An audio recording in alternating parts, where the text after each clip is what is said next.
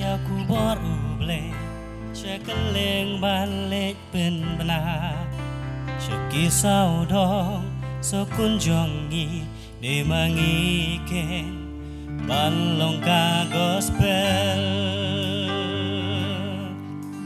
Syaki we balik benar Ku bojing geni Ku baru ble kamju kelah Hadu mentah Ken mau Bangilong kesakia Play syaki we Ai ba Jing im jong i Ki we ban long jing shai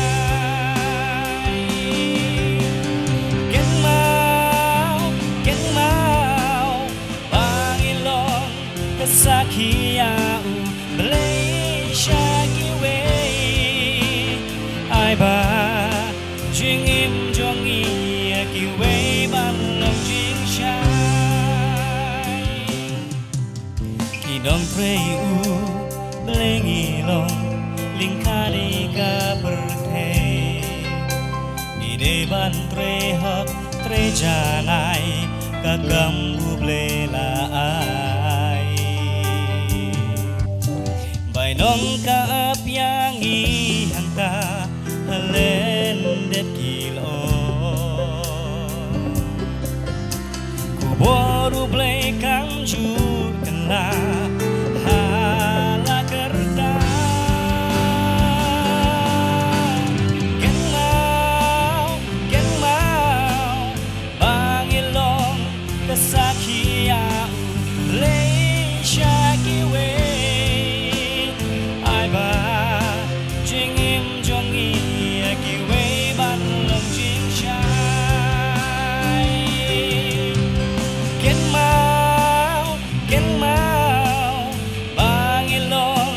Sakia Malaysia kiwe ai ba jing im jong i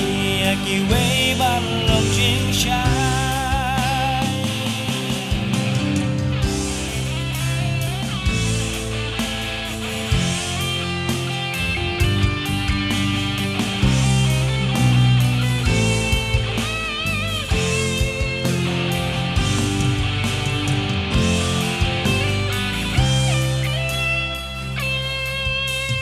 Nong trei u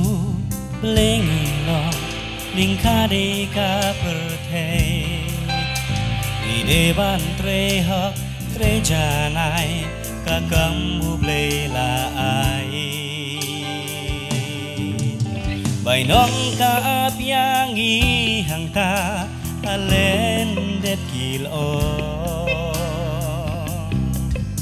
ku baru ble kamju kelah hala kerta Ken mau Bangilong kesakia Malaysia kiwe ai ba jing im jong i kiwe ban long jing shai Ken mau Sakia Malaysia kiwe ai ba jing im jong i kiwe ban long jing shai ai ba jing im jong i kiwe ban long jing shai